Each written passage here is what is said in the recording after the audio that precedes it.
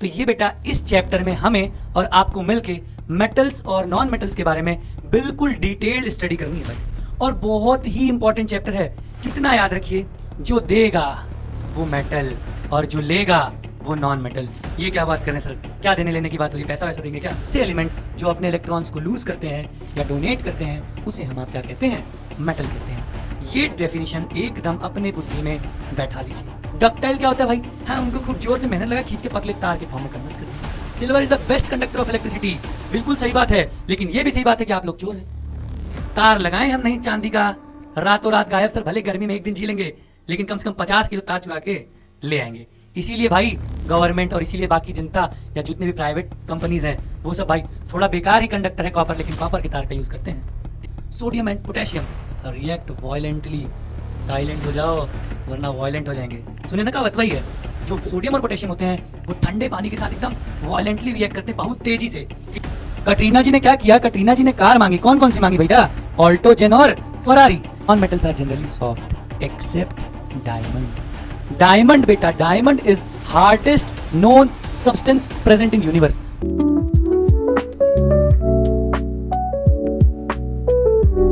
Hello बच्चों, क्या हालचाल सभी के? तो कैसे हैं भाई, सब बढ़िया आपके? तो बेटा आज हम आपके लिए लेके आ गए हैं 10th की केमिस्ट्री का बहुत ही अच्छा और इम्पॉर्टेंट चैप्टर जो है मेटल्स एंड नॉन मेटल्स।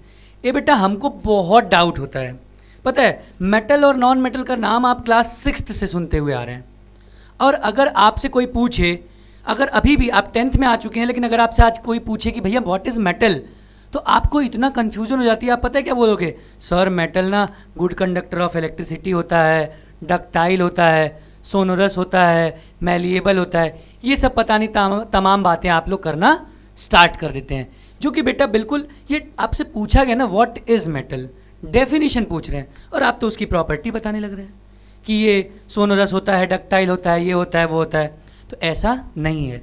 तो ये बेटा इस चैप्टर में हमें और आपको मिलके मेटल्स और नॉन मेटल्स के बारे में बिल्कुल डिटेल्ड स्टडी करनी है भाई, और बहुत ही इम्पॉर्टेंट चैप्टर है, क्योंकि इसका जब हम लोग एक्सट्रैक्शन करेंगे, एक्सट्रैक्शन मतलब मेटल हम कहाँ से निकालते हैं, वो निकालने वाले पार्ट से बेटा एक 3 नंबर या 5 नंबर का सवाल निकल के आ जाता है। हर साल पूछेगा, पूछता ही पूछता है। तो क्या होता है, कैसे होता है, मेटल एक्चुअली क्या होते हैं, नॉन मेटल्स क्या होते हैं, उनकी केमिकल प्रॉपर्टी, उनकी फिजिकल प्रॉपर्टी, एक्सट्रैक्शन और तमाम सारी चीज़ें आज की क्लास में बेटा हम लोग कवर करेंगे। तो आइए बेटा बिल्कुल पॉजिटिव नोट के साथ हम लोग एकदम फुल एनर्जी मोड ऑन करके आज की क्लास स्टार्ट करते हैं। तो सबसे पहले स्टार्ट करने में बेटा हमें आपको देखना है व्हाट इज़ मेटल। भाई सबसे पहले तो हम यही जानेंगे ना भैया मेरे, मेटल होता क्या है, मेटल क्या है। देखिए सबसे पहली चीज़ जाननी है मेटल्स। तो भाई आप अपने डाउट को बिल्कुल ख़त्म कर दीजिए, सिंपल। अब एक बात, एक तरीका मैं आपको समझा देता हूँ, उसी तरीके से आप याद रखेंगे, ध्यान दीजिए।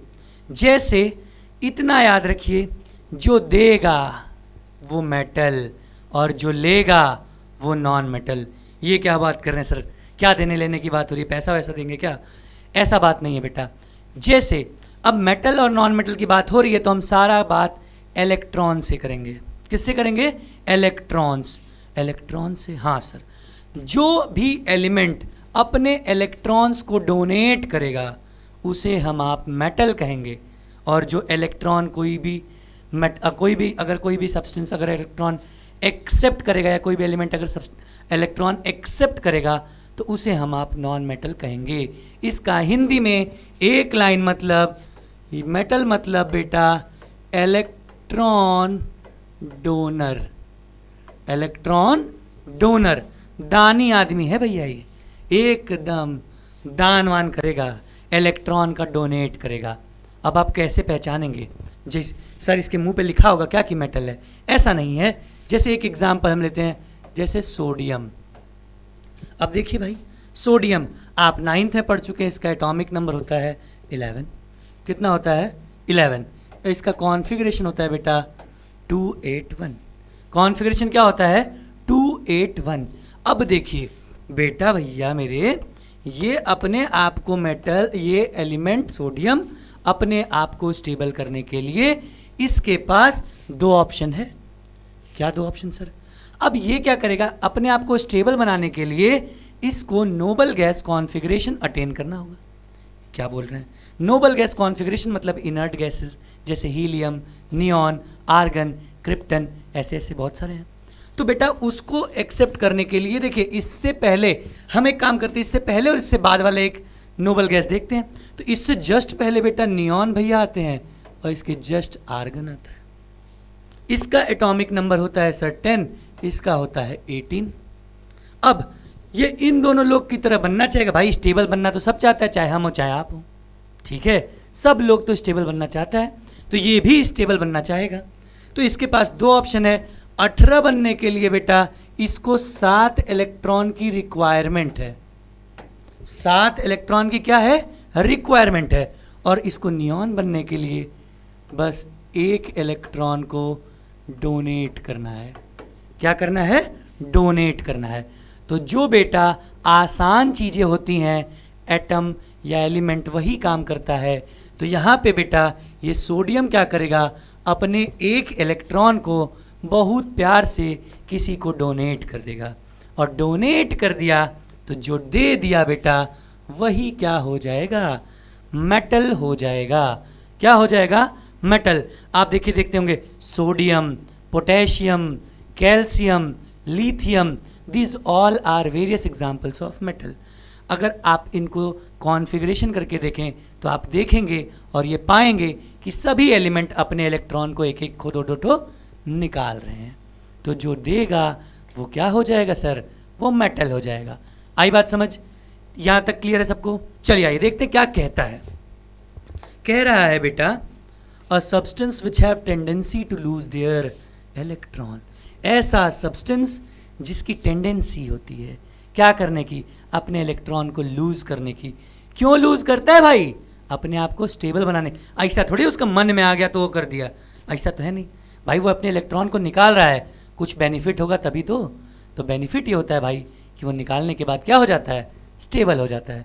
तो ऐसे एलिमेंट जो अपने इलेक्ट्रॉन्स को लूज करते हैं या डोनेट करते हैं उसे हम आप क्या कहते हैं, मेटल कहते हैं। ये डेफिनेशन एकदम अपने बुद्धि में बैठा लीजिए।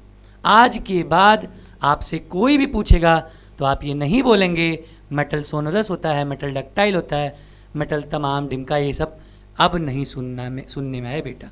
अब आप गलती से भी नहीं बोलोगे। ये बात क्लियर है? सबको मेटल क्लियर हो गया? एग्जाम्पल देखिए बेटा, एग्जाम्पल लिखा है sodium, potassium, lithium, calcium, etcetera etcetera, तमाम सारे मेटल्स के बारे में हमने देखा। अब आती है बेटा मेटल की फिजिकल प्रॉपर्टी। अब आप जो बताते थे ना कि सोनोरस होता है सर, डक्टाइल होता है, मैलिएबल होता है, ये होता है, वो होता है, these all are physical properties of metal. ये क्या है? मेटल की फिजिकल प्रॉपर्टी है। और आप लोग फिजिकल प्रॉपर्टी को बता के खूब तेज बन जाते थे, अरे यही तो है सर मेटल। लेकिन ऐसा बात नहीं है, वो डेफिनेशन थोड़ी थी भाई। गलत नहीं कहा जाएगा लेकिन सही भी नहीं कहा जाएगा, ठीक है?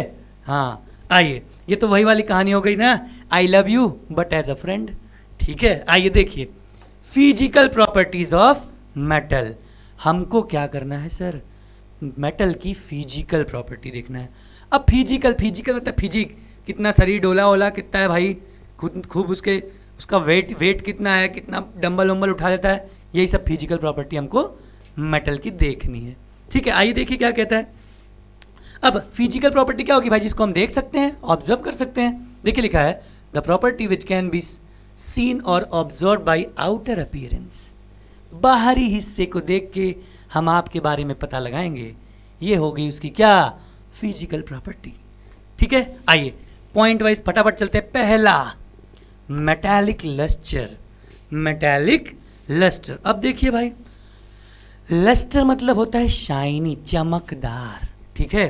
मेटल्स मोस्टली क्या होते हैं बेटा, शाइनी होते हैं, चमकदार होते हैं। यही लिखा देखिए, in pure state metals do have shiny surface. Pure state में मेटल्स का सरफेस क्या होता है, बिल्कुल शाइनी, एकदम चमकदार होता है भाई, ठीक है? This property is called metallic lustre. इसे हम लोग क्या कहते हैं, मेटालिक लस्टर कहते हैं। एग्जाम्पल देखिए भाई, गोल्ड देख ही रहे हैं, ठीक है, सिल्वर, प्लेटिनम, तमाम जिससे भी हम लोग ऑर्नामेंट्स जिस मेटल से बनाते हैं, आप देखेंगे उसके सरफेस बिल्कुल शाइनी होते हैं। ये किसके अंदर प्रॉपर्टी आती है, मेटालिक लस्टर के अंदर। नेक्स्ट प्रॉपर्टी देखा जाए फटाफट, बिल्कुल एकदम अभी एकदम आसान आसान वाली बात है भाई, फटाफट फटाफट कवर करते हैं। आइए देखिए, दूसरा फिजिकल स्टेट कैसे रहते हैं, सॉलिड लिक्विड गैस। देखिए इधर, generally metal exist as solid, mainly बेटा मेटल्स सॉलिड के फॉर्म में एग्जिस्ट करता है। किसके फॉर्म में, सॉलिड के फॉर्म में, ध्यान दीजिएगा। लेकिन बेटा कई सारे इसमें आपको एक्सेप्शंस भी मिलेंगे, और इतना याद रखिए, एक्सेप्शंस जितने हैं उतने आपको एमसीक्यूज मिल जाएंगे। ये बात यहाँ पे बैठा लीजिए, जितने एक्सेप्शंस उतने आपको एमसीक्यू आता ही आता है सवाल में, ठीक है। तो देखिए मोस्टली मेटल्स कहाँ एग्जिस्ट करते हैं, रूम टेम्परेचर पे, सॉलिड में। लेकिन अब एक्सेप्शन आ जाएगा, मरकरी भाई, पारा जिसको आप सुने हैं, क्या वो भाई हाथ पे रखे वो लिक्विड की तरह होता है। रूम टेम्परेचर पे मरकरी कैसा होता है सर, लिक्विड होता है, लेकिन बाकी सारे मेटल्स सॉलिड होते हैं।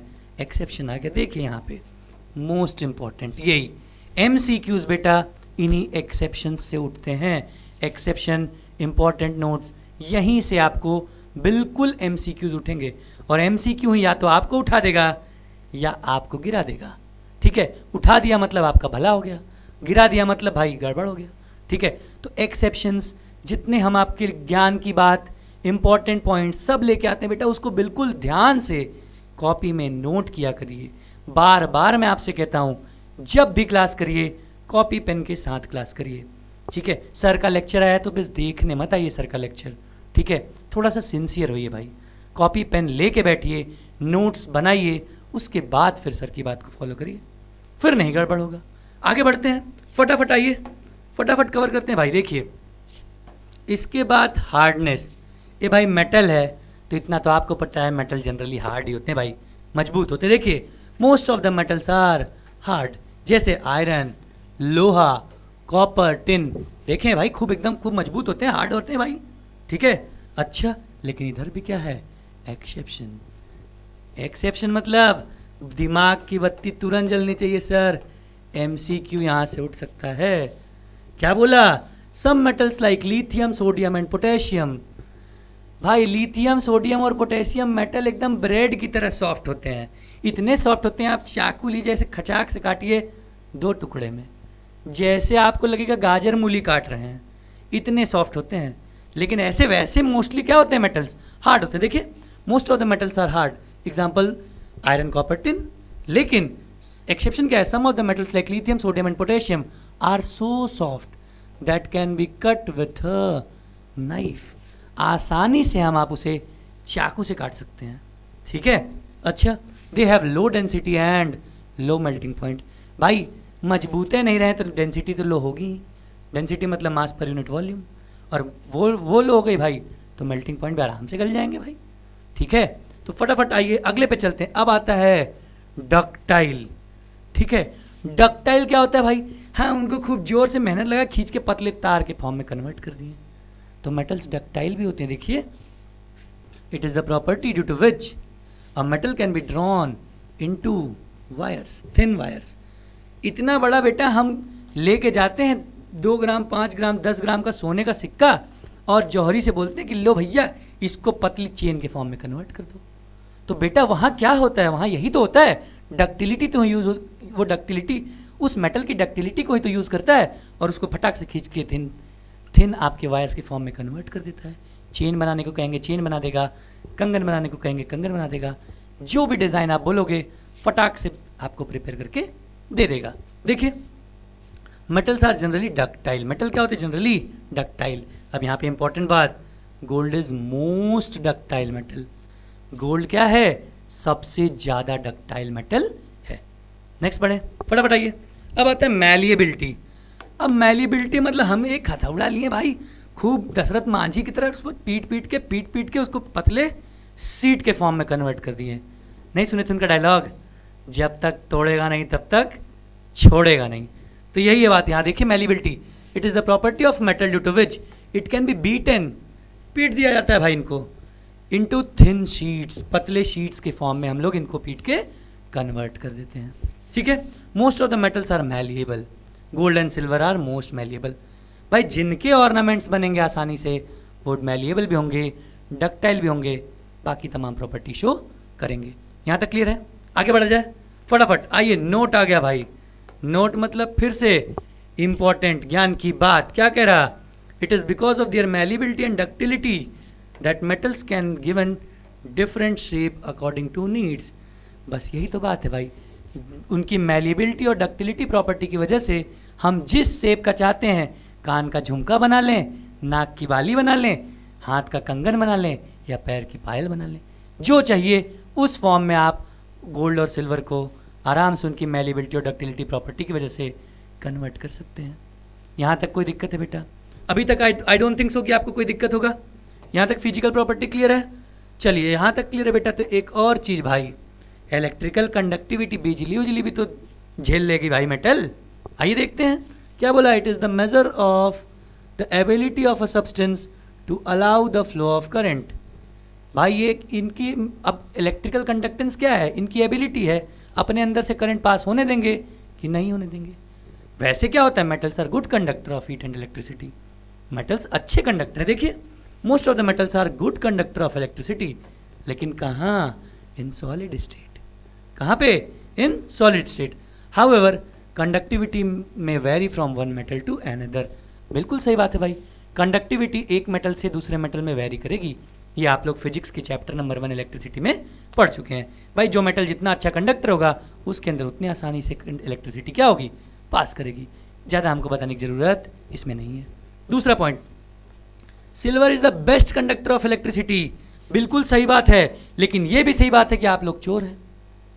तार लगाएं हम नहीं चांदी का, रातों रात गायब सर। भले गर्मी में एक दिन जी लेंगे, लेकिन कम से कम 50 किलो तार चुरा के ले आएंगे। इसीलिए भाई गवर्नमेंट और इसीलिए बाकी जनता या जितने भी प्राइवेट कंपनीज़ हैं वो सब भाई थोड़ा बेकार ही कंडक्टर है कॉपर, लेकिन कॉपर के तार का यूज़ करते हैं।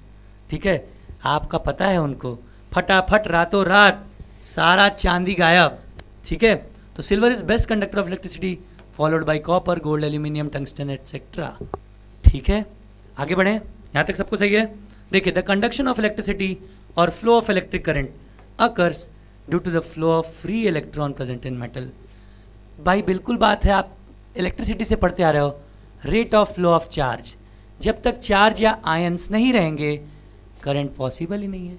और मेटल्स के अंदर बेटा फ्री आयंस मिलते हैं, इसीलिए इलेक्ट्रिसिटी कंडक्शन के लिए ये रिस्पॉन्सिबल होती है।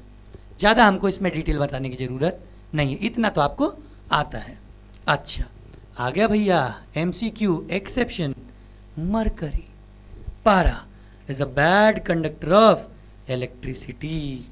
क्या है? Mercury is bad conductor of electricity. और जबकि लेड जानते हैं ना, lead is almost non conducting. भाई मरकरी तो थोड़ा मोड़ा बैड कंडक्टर, थोड़ा मोड़ा बिजली पास भी कर दे, लेकिन लेड जो होता है भाई वो तो ऑलमोस्ट नॉन कंडक्टिंग, मतलब इंसुलेटर जैसा है, एकदम बिजली पास करेगी ही नहीं। यहाँ तक क्लियर? सबको क्लियर है? बताइए भाई, कोई दिक्कत होगा फटाफट बताइएगा। अब आते हैं हम लोग, देखिए अभी इलेक्ट्रिसिटी हो गया, अब हम लोग थर्मल कंडक्टिविटी, हीट भी देख लेते हैं। आइए देखिए, metals are good conductor of heat, बिल्कुल सही बात है। कॉपर और सिल्वर एग्जाम्पल। अच्छा, aluminium and copper are use to making cooking vessels as they are good conductor of heat. बिल्कुल सही बात है भाई, एल्यूमिनियम और कॉपर का हम लोग बर्तन बनाते हैं, खाना बनाने के लिए यूज़ करते हैं। क्यों? क्योंकि बेटा वो अच्छे हीट के क्या हैं? कंडक्टर हैं, और हीट को क्या करते हैं? वो एब्जॉर्ब करते हैं, नहीं तो वो क्या होते हैं? खुद जल जाते हैं।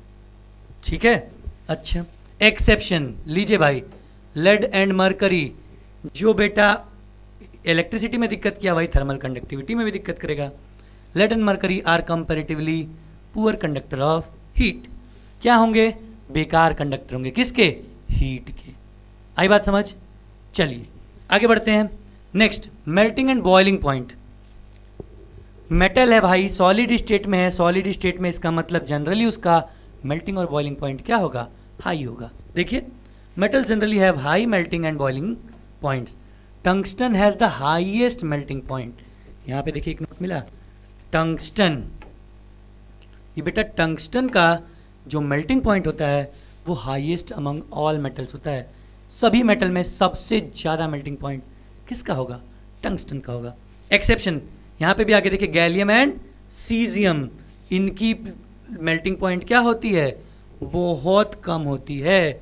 अच्छा, these two metals will melt, अरे बाप रे, इतने कम होती है इसकी मेल्टिंग पॉइंट, हम उसको गैलियम या सीजियम को अपने हाथ में रखें वो तुरंत पिघल जाएगा। इतनी कम मेल्टिंग पॉइंट इन दोनों मेटल्स की होती है, और ये एक्सेप्शन है।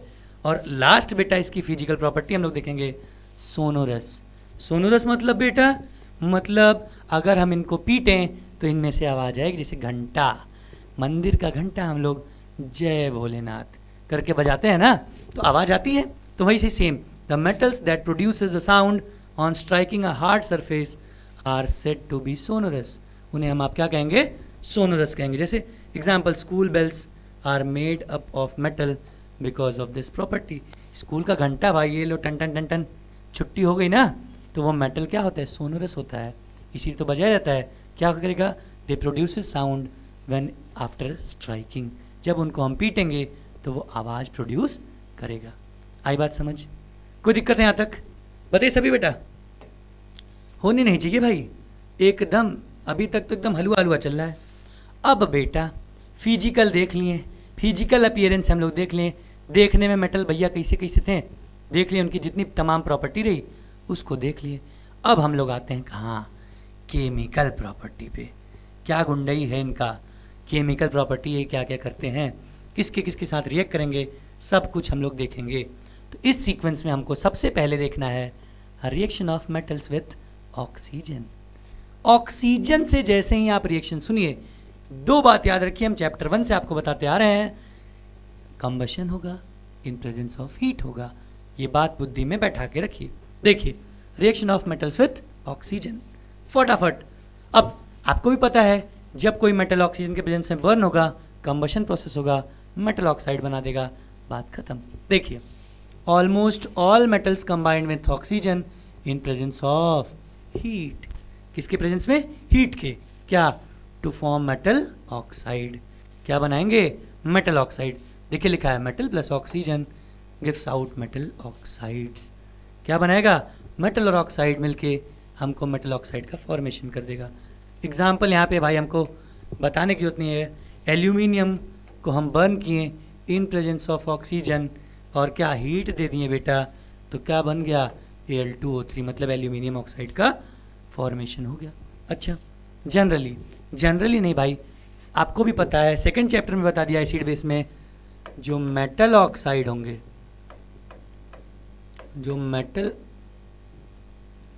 जो बेटा मेटल ऑक्साइड होंगे वो बेसिक नेचर के होंगे। किस नेचर के होंगे बेटा? बेसिक। ये बात याद रखिएगा, metal oxides are basic in nature, मतलब aluminium oxide, sodium oxide, calcium oxide, potassium oxide, ये जितने भी मेटल के ऑक्साइड्स हैं सब किस नेचर के होंगे? बेसिक नेचर के होंगे, न कि एसिडिक नेचर के। अच्छा, एक्सेप्शन। हाँ बेटा, और ये एक्सेप्शन से अभी मैं आपको बताता हूँ कि 2 नंबर का सवाल आएगा, जरूर आएगा। देख लीजिए, अभी मैं आपको बता दे रहा हूँ। क्या बोलता है कि कुछ ऐसे मेटल्स हैं, जैसे एग्जाम्पल के लिए मैं ले लेता हूँ एल्यूमिनियम एंड जिंक।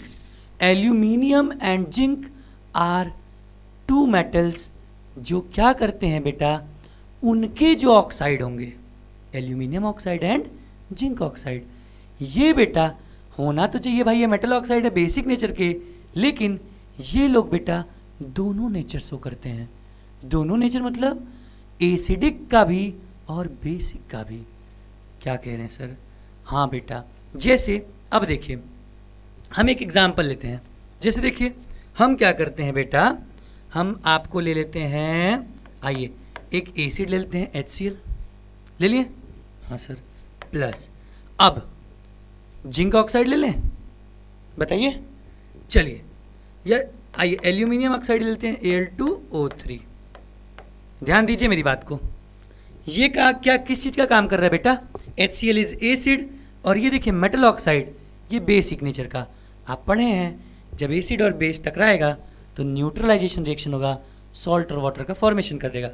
तो यहाँ से आपको सॉल्ट मिलेगा तुरंत, AlCl3 एल्यूमिनियम क्लोराइड बनाएगा ना भाई, क्या बनाएगा देखिए, AlCl3 प्लस H2। यहाँ तक तो कोई दिक्कत नहीं थी, ये तो अपना नॉर्मल करेक्टर शो किया। यहाँ पे क्या किया, नॉर्मल करेक्टर शो किया। लेकिन बेटा अगर हम लोग यहाँ NaOH दे दें और यही ले आए Al2O3, ध्यान दीजिएगा अब क्या होगा सर, ये देखिए ये NaOH यहाँ पे बेटा बेसिक कैरेक्टर शो कर रहा है। क्या कर रहा है, ये बेस है, ठीक है। ये क्या था, यहाँ पे तो ये एसिड था, ये बेस था, कोई दिक्कत नहीं हुआ। अब बेटा यहाँ पे बेसिक कैरेक्टर ये शो कर रहा है। अब ध्यान दीजिए, अगर हमको नहीं पता होता तो ये भी तो बेसिक कैरेक्टर शो करेगा। लेकिन बेटा ये एल्यूमिनियम ऑक्साइड या जिंक ऑक्साइड होगा, तो बेटा उस केस में ये बेटा एसिडिक कैरेक्टर शो करने लगेगा। कैसा, एसिडिक कैरेक्टर। मतलब aluminium oxide and zinc oxide दो ऐसे ऑक्साइड हैं जो बेटा ज़रूरत पड़ने पे एसिडिक और बेसिक दोनों कैरेक्टर शो करते हैं, जिसे हम आप एम्फोटेरिक ऑक्साइड कहते हैं। क्या कहते हैं, एम्फोटेरिक ऑक्साइड। मतलब सर अब यहाँ पे फिर से न्यूट्रलाइजेशन होगा, देखिए क्या बनाएगा, सॉल्ट और वाटर। तो यहाँ पे तुरंत NaAlO2 प्लस H2। ये NaAlO2 क्या है, सोडियम एल्यूमिनेट, सोडियम एल्यूमिनेट का फॉर्मेशन कर दिया। अब देखिए अभी यहाँ पे बेटा बेसिक कैरेक्टर शो कर रहा है ऊपर वाले केस में, सेम Al2O3, और नीचे वाले केस में एसिडिक कैरेक्टर शो कर रहा है। तो ऐसे मेटल ऑक्साइड जो एसिडिक और बेसिक दोनों कैरेक्टर शो करते हैं, उसे हम आप क्या कहते हैं, एम्फोटेरिक ऑक्साइड कहते हैं। बेटा इसी Al2O3 की जगह अगर जिंक ऑक्साइड होता तो भी बेटा सॉल्ट और वाटर का फॉर्मेशन होता। लेकिन इसी एल्यूमिनियम और जिंक ऑक्साइड की जगह अगर कोई सा भी और ऑक्साइड होता तो रिएक्शन नहीं होता, क्योंकि बेटा ये भी बेस हो जाता और ये भी बेस हो जाता। ये बात याद रखिएगा। फिर से एक बार समराइज करते हैं, क्या होता है, aluminium oxide and zinc oxides are those oxides which act accordingly as acidic as well as basic character. दोनों एसिडिक और बेसिक बिहेवियर शो करता है, जिसे हम आप क्या कहते हैं, एम्फोटेरिक ऑक्साइड कहते हैं। यहाँ पे ये बात लिखिए, देखिए some metal oxide such as aluminium oxide, zinc oxide show both acidic and basic behaviour. Such metal oxide which react with both acid as well as base to produce salt and water are called amphoteric oxide। यहाँ तक आपको समझ में आया तो बेटा ये बहुत इंपॉर्टेंट, एक बार स्क्रीनशॉट इसका ले लीजिए आप लोग फटाक से, ये बहुत इंपॉर्टेंट बात है। ये तभी रिएक्शन होता जब Al2O3 या ZnO होता, जिंक ऑक्साइड, उसके अलावा कोई सा भी चीज़ आ जाता बेटा आपका रिएक्शन नहीं होता। ये बात याद रखिए। चलिए आगे बढ़ते हैं, आ जाइए। अब आइए दूसरा, metal oxides are insoluble in water. बिल्कुल सही बात है बेटा, बेस है, मेटल ऑक्साइड क्या है, बेसिक नेचर का है, वो वाटर के अंदर सॉल्युबल नहीं होगा।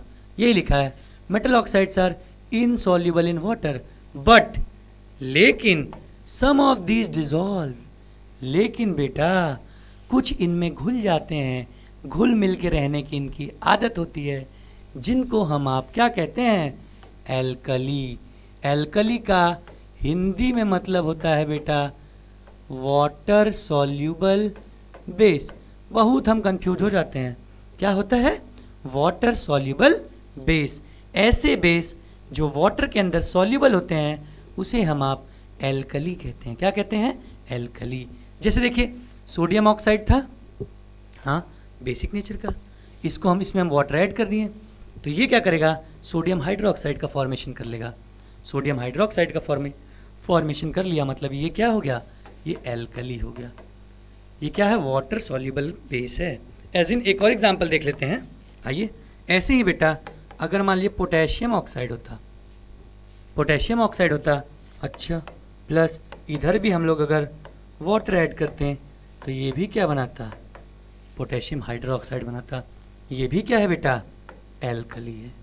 क्या है, alkali, that is water soluble base. याद रखिए, रिएक्शन विद ऑक्सीजन में दो बहुत इंपॉर्टेंट बात बता दिया, एक एम्फोटेरिक ऑक्साइड, एक एल्कली। क्वेश्चंस आते हैं बेटा इन्हीं छोटे छोटे पॉइंट से, ध्यान नहीं देंगे गड़बड़ हो जाएगा। इसीलिए हम आपको सीक्वेंस से लेके चलते हैं, पहले सारी थ्योरी कवर करेंगे, फिर सारे बोर्ड्स में आए हुए न्यूमेरिकल कवर करके दे देंगे, ठीक है। आइए अगला देखते हैं, नोट आ गया बेटा, नोट कुछ इंपॉर्टेंट बातें। Alkalis are the bases that dissolve in water. Alkali ऐसे बेस हैं जो पानी में क्या होते हैं, डिजॉल्व हो जाते हैं। The aqueous solution of a metallic oxide, aqueous solution of metallic oxide मतलब base turns red litmus blue. ये कोई बहुत बड़ी तो बात नहीं है भाई, बेस क्या करता है, रेड को ब्लू ही तो कर देता है लिटमस पे। तो बेटा वो जो भी मेटल ऑक्साइड होगा ये बेसिक नेचर का है तो वो करेगा ही करेगा। आपके इन्फॉर्मेशन के लिए बात लिखी थी, आई होप आप सभी लोगों को क्लियर होगी। क्लियर है तो आइए बेटा फटाफट और आगे बढ़ते हैं और आगे बढ़ते हैं। और अब हम लोग देखेंगे बेटा ऑर्डर ऑफ रिएक्टिविटी। ऑक्सीजन से कौन सा मेटल कितना तेजी से या कितना धीरे से रिएक्ट करता है, यही हमको ऑर्डर देखना है। बहुत इंपॉर्टेंट है ये, ठीक है। हम सब पॉइंट वाइज आपके लिए लिख के ले आए हैं, ठीक है। आपसे रिक्वेस्ट है आप अपनी कॉपी में पूरा पूरा नोट कर लीजिएगा। देखिए फटाफट इसको कवर करेंगे बेटा, आ जाइए देखिए। All metals react with oxygen at different rate, अलग अलग रेट पे रिएक्ट करते हैं। अब देखिए पहला इंपॉर्टेंट बात, जादू है भाई यहाँ। देखिए सोडियम एंड पोटेशियम ये इतना तेज ऑक्सीजन के साथ रिएक्ट करते हैं गोली की तरह भाई। मतलब सर बेटा ये इतना ज़्यादा ऑक्सीजन के साथ रिएक्टिव होते हैं कि हम लोग इनको ऑक्सीजन में लाते ही नहीं हैं। मतलब अगर आप इतना तेज ये रिएक्ट करते हैं कि अगर आप सोडियम और पोटेशियम को हल्का सा भी ऑक्सीजन में ले आएंगे, दे कैच फायर, तुरंत आग लग जाती है इसमें। इसीलिए बेटा हम सोडियम और पोटेशियम को हमेशा क्या करते हैं, ऑर्गेनिक कंपाउंड जैसे केरोसिन इसके अंदर रखते हैं ऑर्गेनिक सॉल्वेंट में, ठीक है, जहाँ पे ऑक्सीजन प्रेजेंट नहीं होता। देखिए sodium and potassium react so vigorously with oxygen they that catch fire if left in open. जैसे ही खुला छोड़ेंगे सांड की तरह ये लड़ जाएगा ऑक्सीजन से, तुरंत आग लगा देगा। समझ रहे हैं, आग लग जाएगी भाई तुरंत। These are the most reactive metal, सबसे ज़्यादा रिएक्टिव मेटल है ये।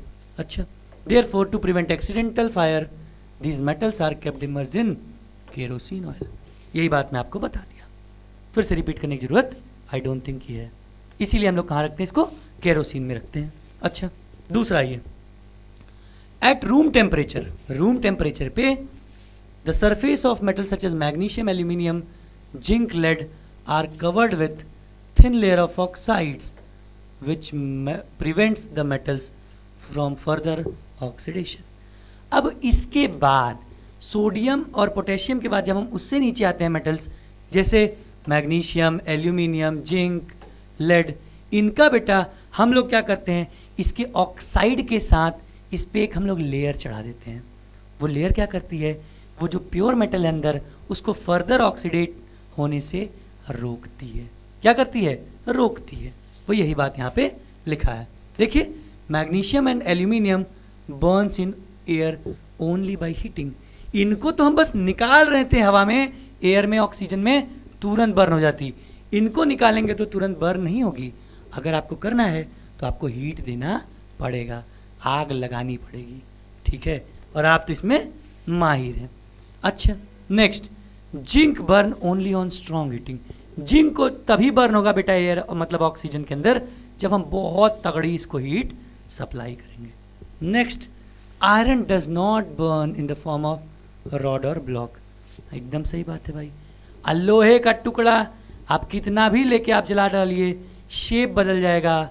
लोहा को पिघलाकर उसका आकार बदल सकते हैं, समझ रहे हैं ना, सुने हैं ना। लेकिन बेटा हम उसको जला नहीं सकते हैं। अगर आप उसको जलाना है तो उसका हम लोग को वो किसका, वो बुरादा टाइप का फॉर्म लेना पड़ेगा ना।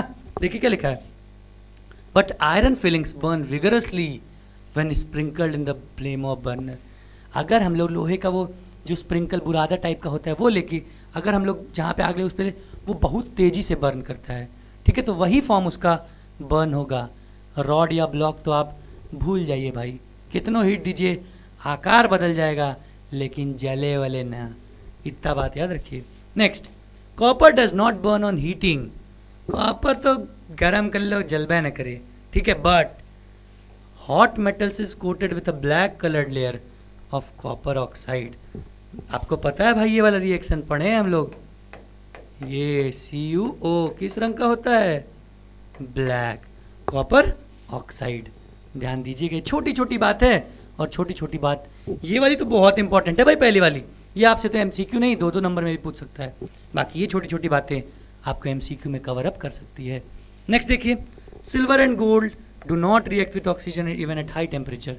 सिल्वर और गोल्ड बेटा बहुत हाई टेम्परेचर पे भी बर्न नहीं होता है ऑक्सीजन के प्रेजेंस में।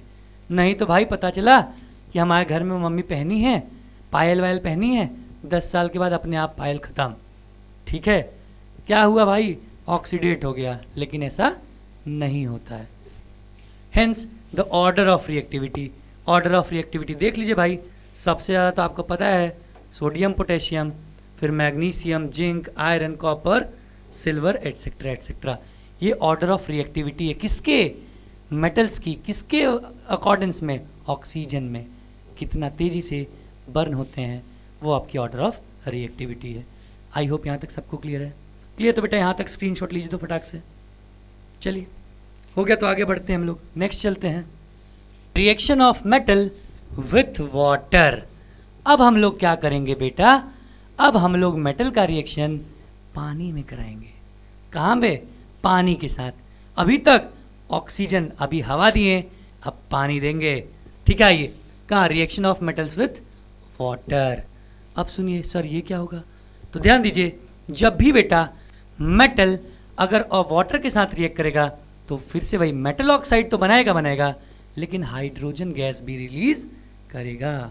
आइए देखिए, metal react with water to produce metal oxide and hydrogen gas. Metal oxides that are soluble in water dissolved in it further form metal oxide. वो मेटल ऑक्साइड जो पानी के अंदर डिजॉल्व हो जाए तो वो उसको क्या कहेंगे हम लोग, एल्कली कहेंगे, ठीक है। वो बेटा क्या करेंगे, जो हो जाएंगे डिजॉल्व, वो फर्दर उसका हाइड्रोक्साइड बना लेंगे। ये तो हम देखे थे, Na2O + H2O देखे थे ना, आपको बना के दिया था, ठीक है। आइए देखिए, मेटल प्लस वाटर अगर हम डालते हैं बेटा तो मेटल ऑक्साइड बनता है और हाइड्रोजन गैस रिलीज होती है। अच्छा, वो मेटल ऑक्साइड जो वाटर सॉल्यूबल, मतलब एल्कली लिख देते हैं सीधा, इतना तो आप समझ जाएंगे।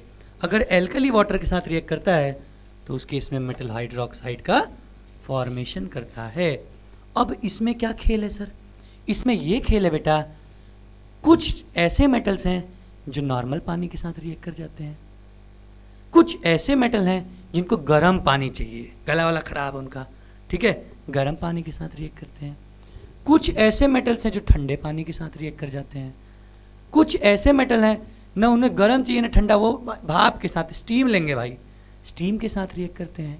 और कुछ ऐसे भी मेटल्स हैं जो न गर्म पानी से रिएक्ट करें, न ठंडे पानी से रिएक्ट करें, न भाप के साथ रिएक्ट करें, एकदम निहायती किस्म के बेकार होते हैं, वो किसी भी वाटर के साथ रिएक्शन नहीं करेंगे। उन्हीं के बारे में आइए हम लोग डिटेल में देखते हैं। तो पहला पार्ट है बेटा वही जो स्ट्रॉन्ग एक्टिव मेटल्स है, लाइक देखिए metals like sodium and potassium react violently. Silent हो जाओ वरना वायलेंट हो जाएंगे। सुने ना, कहावत वही है, जो सोडियम और पोटेशियम होते हैं वो ठंडे पानी के साथ एकदम वायलेंटली रिएक्ट करते हैं, बहुत तेजी से, ठीक है। In case of sodium and potassium the reaction is very violent and exothermic, मतलब बहुत ही हीट रिलीज होती है। किसके अंदर, इसके अंदर। देखिए क्या होगा बेटा, जब सोडियम मिलेगा वाटर के साथ, सोडियम हाइड्रोक्साइड बनाएगा, सॉरी यहाँ तो पोटेशियम की बात हो रही ना, तो यहाँ पोटेशियम हाइड्रोक्साइड बनाएगा, हाइड्रोजन गैस रिलीज होगी और क्या, हीट इवॉल्व होगी और हीट निकलती है, तो उस रिएक्शन को हम आप एक्सोथर्मिक रिएक्शन कहते हैं। ये आप पढ़ें। सेम बेटा ये सोडियम के केस में भी होगा, बार बार बताने की जरूरत तो है नहीं, ठीक है। अच्छा, the heat evolve is sufficient for hydrogen to catch fire. अब जो हीट निकल रही है वो सफिशिएंट होती है हाइड्रोजन के लिए कि आग लग जाए। इसीलिए बेटा हम लोग क्या करते हैं, sodium and potassium catch fire when kept in water. जैसे ही हम पानी के अंदर भी डालेंगे तो भी सोडियम और पोटेशियम में आग लग जाएगी। ध्यान दीजिए, ऑक्सीजन के अंदर भी लग रही थी, पानी के अंदर भी लग जाएगी। ठीक है, अच्छा, therefore both of these metals are kept in kerosene. ये तो सही बात है, जहाँ पे भी ऑक्सीजन प्रेजेंट नहीं होगा वहीं पे हम सोडियम पोटेशियम को रखेंगे, इसके अलावा कहीं भी रखेंगे बेटा दिक्कत आएगी। ठीक है, आइए आगे बढ़ते हैं। आगे देखिए अब क्या कह रहा है। अब सोडियम पोटेशियम की तो बात हो गई, उसके थोड़ा हम लोग नीचे आते हैं कैल्शियम भैया के पास। ठीक है, अब कैल्शियम भैया क्या कहते हैं, तो कैल्शियम भैया भी हीट रिलीज करते हैं, लेकिन इतनी ज़्यादा हीट रिलीज नहीं करते हैं कि आग लग जाए।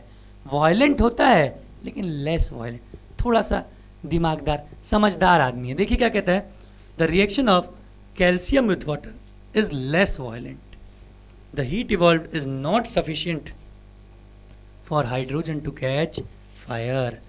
आसानी मतलब तुरंत इसमें आग नहीं लग जाती है, थोड़ा सा ये लेस वायलेंट है। देखिए कैल्शियम मिला वाटर के साथ, कैल्शियम हाइड्रोक्साइड का फॉर्मेशन किया और हाइड्रोजन रिलीज हुई। ये देखिए चूना पानी का आप बहुत रिएक्शन सुने होंगे। गांव में पहले जब पेंट वेंट होता था बेटा, हम क्या करते थे, बड़े बड़े चूने के ऐसे पत्थर को लाते थे, खूब एक बड़ी सी नाद में पानी भरते थे और उसके अंदर हम लोग वो चूना डाल देते थे और तुरंत आप देखते थे उबलने लगता था वो। वही रिएक्शन है बेटा, ये कोई बड़ा तोप चीज़ नहीं लिखा है। ठीक है, आइए देखिए, कैल्शियम फ्लोट्स ओवर वाटर। अब उसका जो कैल्शियम होगा वो वाटर के ऊपर सरफेस पे फ्लोट बहेगा, तैरेगा। क्यों? Because the bubbles of hydrogen gas formed stick to the surface of metal. क्यों ऐसा? इसलिए होता है कि जो हाइड्रोजन गैस की बबल फॉर्म हुई है वो मेटल के सरफेस पे चिपक जाती है। क्या होती है? चिपक जाती है। तो इसीलिए बेटा वो कैल्शियम क्या करता है, ऊपर सरफेस पे फ्लोट करता है और आपको दिखेगा भी फ्लोट करता हुआ। ठीक है, अच्छा नेक्स्ट आते हैं। ये दोनों तो रिएक्ट कर गया, कौन? सोडियम पोटेशियम कैल्शियम, ये तो ठीक ठाक रिएक्ट कर गया नॉर्मल पानी से भी। अब आइए मैग्नीशियम भैया जो हैं ये ठंडे पानी से नहीं रिएक्ट करेंगे। देखिए magnesium does not react with cold water, लेकिन instead it react with hot water. गर्म पानी इन्हें चाहिए, गला वाला इनका ठीक नहीं लग रहा, to form magnesium hydroxide and hydrogen gas. ये क्या करेंगे, ये बेटा गर्म पानी के साथ रिएक्ट करके वही सेम कंपाउंड का फॉर्मेशन करेंगे, मैग्नीशियम हाइड्रोक्साइड और क्या, hydrogen gas. Magnesium also floats, ये भी बेटा उसके सरफेस पे तैरेगा। क्यों? सेम चीज़, वही जो हाइड्रोजन गैस के बबल्स का फॉर्मेशन हुआ है वो मेटल के सरफेस से क्या हुआ है, चिपक गया है। देखिए यहाँ Mg+2H2O, लेकिन ये बेटा H2O कैसा है, हॉट, गरम। तो क्या होगा, मैग्नीशियम हाइड्रोक्साइड का फॉर्मेशन करेगा और हाइड्रोजन गैस रिलीज हो जाएगी। ठीक है, अच्छा एक और चीज़, magnesium also react with steam. बेटा ये स्टीम के साथ भी, ठंडे पानी के साथ नहीं करेगा लेकिन गर्म पानी और स्टीम के साथ रिएक्ट कर जाएगा। उस केस में क्या बनाएगा, magnesium oxide and hydrogen gas. ध्यान दीजिए, अगर हॉट वाटर के साथ रिएक्ट करेगा तो मैग्नीशियम हाइड्रोक्साइड बनाएगा, लेकिन स्टीम के साथ रिएक्ट करेगा तो मैग्नीशियम ऑक्साइड बनाएगा। ये देखिए मैग्नीशियम ऑक्साइड और हाइड्रोजन गैस इवॉल्व हो गई। ये छोटी छोटी बात बेटा आपको बहुत ही पूछने वाला है, तो थोड़ा सा आप बुद्धि विवेक का इस्तेमाल करते हुए ध्यान दीजिएगा, गड़बड़ मत करिएगा। आइए नेक्स्ट, मेटल्स लाइक एल्यूमिनियम। अब और नीचे आते हैं बेटा रिएक्टिविटी सीरीज में। सर ये क्या, कब से रिएक्टिविटी सीरीज लगा के रखे हैं, अभी बताते हैं बेटा, थोड़ी देर में हम देखेंगे क्या होता है रिएक्टिविटी सीरीज। देखिए metals like aluminium, iron and zinc, ये बेटा ये जो भैया लोग हैं ना, ये भैया लोग ना तो गर्म पानी के साथ रिएक्ट करेंगे ना ठंडा पानी के साथ रिएक्ट करेंगे। देखिए आइदर विथ कोल्ड और हॉट वाटर, ये बस किसके साथ रिएक्ट करेंगे, दे रिएक्ट विथ स्टीम। और जब भी ध्यान दीजिए स्टीम से जब रिएक्शन होगा तो मेटल ऑक्साइड बनेगा, हाइड्रोक्साइड नहीं बनेगा। आप लोग बेटा लेक्चर स्किप कर देते हैं। ध्यान दीजिए कितनी छोटी छोटी बात आपको बताई जा रही है और यही छोटी छोटी बात आपके एग्जाम में आता है। ध्यान दीजिए क्या हुआ, एल्यूमिनियम था, वाटर किस फॉर्म में था बेटा, स्टीम, इस फॉर्म में मिला, एल्यूमिनियम ऑक्साइड बनाया और हाइड्रोजन रिलीज हो गई। एज इन आयरन था, ये भी बेटा किस फॉर्म में था, देखिए गैसियस स्टेट लिखा है तो भी आप समझ जाइएगा स्टीम ही है, और ये आयरन ऑक्साइड बनाया और हाइड्रोजन गैस रिलीज हो गई। इसके बाद हम आपसे बोलते हैं ना कुछ मेटल ऐसे हैं जो रिएक्टेंट अगर एकदम निहायती बेकार, जैसे देखिए lead, copper, silver, gold do not react with water at all, मतलब ना तो हॉट से, ना तो कोल्ड से, ना तो स्टीम से, तीनों से बेटा ये लोग रिएक्शन नहीं करते हैं। कौन, गोल्ड, प्लेटिनम, सिल्वर, ठीक है, कॉपर, लेड, ये सब लोग किसी भी वाटर से रिएक्ट नहीं करते हैं। तो जैसे हम लोग ऑक्सीजन की रिएक्टिविटी देखेंगे वैसे ही बेटा टूवर्ड्स वाटर भी रिएक्टिविटी देख लेते हैं। आपको पता है सबसे पहले कौन आएगा सर, सोडियम आएगा, फिर पोटेशियम आएगा, फिर बताइए सोडियम, पोटेशियम, उसके बाद कैल्शियम आएगा क्योंकि ये कोल्ड वाटर के नहीं हॉट वाटर के साथ लेस वायलेंट होता था, magnesium, aluminium, iron, lead, copper, उसके बाद सिल्वर और गोल्ड, ये सारे मेटल की टूवर्ड्स वाटर रिएक्टिविटी है। आई होप यहाँ तक क्लियर हो गया होगा। दो केमिकल प्रॉपर्टी हम लोग पढ़े हैं, उन दो के अंदर तमाम छोटी छोटी बातों को हम लोगों ने कवर किया है। कौन कौन सी दो सर, पहला reaction of metal with oxygen, दूसरा reaction of metal with water. यहाँ तक सभी को क्लियर है बेटा? तो चलिए थोड़ा और आगे बढ़ते हैं और तीसरे केमिकल प्रॉपर्टीज़ पे हम लोग आ जाते हैं, जिसमें हम लोग मेटल का रिएक्शन अब एसिड के साथ कराएंगे। किसके साथ भैया? एसिड के साथ। किसके साथ? एसिड के साथ। अब आपको भी पता है जब मेटल एसिड के साथ रिएक्ट करता है सॉल्ट बनता है और हाइड्रोजन गैस निकल जाता है। ठीक है, आइए देखिए रिएक्शन ऑफ मेटल। अच्छा, इसमें दो केस ले लेते हैं, एक हम लोग HCl के साथ रिएक्शन कराएंगे और एक नाइट्रिक एसिड के साथ। नाइट्रिक एसिड खतरनाक है, देखिए आइए दिखाते हैं आपको। Reaction of metals with dilute HCl। Dilute HCl बड़ा प्यारा आदमी है भाई, एकदम आसानी सबके साथ रिएक्ट कर जाता है। देखिए सॉल्ट बनाया और हाइड्रोजन गैस रिलीज कर दिया। जिंक था उसमें हम HCl डालें, एक्वस स्टेट मतलब डाइल्यूट है, तुरंत जिंक क्लोराइड बनाया बेटा और हाइड्रोजन रिलीज कर दिया। ऐसे आयरन देंगे तो आयरन क्लोराइड बनाएगा सॉल्ट के फॉर्म में और हाइड्रोजन गैस रिलीज कर देगा। तो सर इसमें कौन सी? तो बड़ा आसान बात है, बिल्कुल ये वाला थोड़ा सा आसान बात है। देखिए लिखा है the rate of formation of hydrogen gas bubble decrease. किस रेट से हाइड्रोजन बबल का फॉर्मेशन होता है? ये रेट घटता है। ऑर्डर ऑफ रिएक्टिविटी यहाँ पे भी दी है। कब? सबसे ज़्यादा बेटा आपको बबल बनेंगे मैग्नीशियम में, उसके बाद एल्यूमिनियम में, उसके बाद जिंक में और लास्ट में आयरन में। ये क्या शो करता है? This show the decreasing chemical reactivity of a given metal with dilute hydrochloric acid. ठीक है, इसका मतलब डाइल्यूट HCl के साथ रिएक्शन कराने में जो हाइड्रोजन गैस का फॉर्मेशन है वो घटता है। कैसे कैसे घटता है? सबसे ज़्यादा बनेगा किसमें? मैग्नीशियम में, उसके बाद एल्यूमिनियम में, फिर जिंक में, फिर आयरन में। ये छोटी छोटी बात आपको बड़े बड़े मार्क्स MCQs के अंदर ला के दे सकती है। देखिए एक और बात, हाउएवर, बहरहाल क्या HCl के साथ कॉपर रिएक्ट नहीं करेगा। ये क्या हो गई बात भाई? अब देखिए ये सब जो मेटल है ना भाई, ये मेटल अगर ध्यान से देखिए तो यहाँ पे डिस्प्लेसमेंट ही तो हो रहा है। ये बेचारा हाइड्रोजन कमज़ोर पा रहा है, जिंक दबा दे रहा है, हटा दे रहा है। यहाँ पे आयरन भी हाइड्रोजन को कमज़ोर पा रहा है, हटा दे रहा है। लेकिन बेटा इस कॉपर वाले केस में मतलब सर अगर हम लोग ऐसा ले Cu प्लस HCl, इस केस में ना बेटा रिएक्शनवा में हाइड्रोजन बेचारा मजबूत हो गया, अब कॉपर हो गया कमज़ोर। कॉपर अब डिस्प्लेस न कर पाए, इसीलिए यहाँ पे लिखा है copper does not react with dilute HCl। और डाइल्यूट HCl के साथ कॉपर रिएक्ट नहीं करेगा। अभी हम फिर से वही, ये भी केस आएगा रिएक्टिविटी के अंदर। अभी हम थोड़ी देर बस 2 4 5 10 मिनट दीजिए, अभी हम लोग देखते हैं रिएक्टिविटी सीरीज भी, बहुत इंपॉर्टेंट रिएक्टिविटी सीरीज। चलिए अगला, अब हम लोग डाइल्यूट HCl के साथ तो देख लिए, अब आते हैं हम लोग डाइल्यूट HNO3 नाइट्रिक एसिड के साथ, किसका, मेटल का रिएक्शन देखने। तो देखिए आया डाइल्यूट HNO3, सबसे इंपॉर्टेंट बात भाई, HCl के अंदर जब आप रिएक्शन कराएंगे मेटल का तो हाइड्रोजन गैस रिलीज होती है, लेकिन जब HNO3 का रिएक्शन कराएंगे किससे, मेटल से, डाइल्यूट, तो बेटा उस केस में हाइड्रोजन गैस नहीं बनता है। बहुत इंपॉर्टेंट बात, सबसे पहली लाइन लिखा है, hydrogen gas is not evolved when a metal react with nitric acid. जब कोई मेटल नाइट्रिक एसिड के साथ रिएक्ट करेगा तो उस केस में हाइड्रोजन का फॉर्मेशन नहीं होगा। दिस इज ड्यू टू, क्यों, क्योंकि बेटा HNO3 is strong oxidising agent. क्या है, स्ट्रॉन्ग ऑक्सीडाइजिंग एजेंट है।